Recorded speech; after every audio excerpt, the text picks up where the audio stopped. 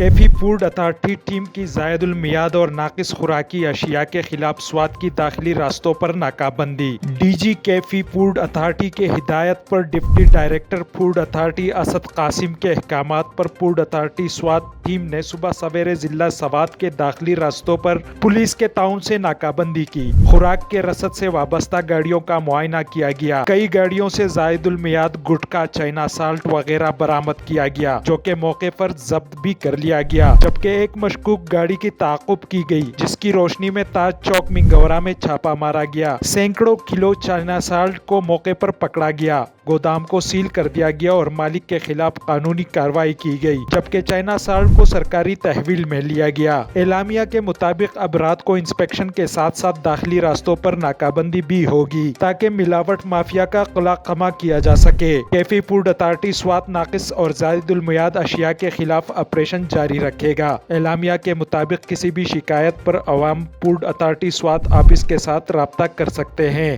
Muzaffar Shah, M P news, Swat.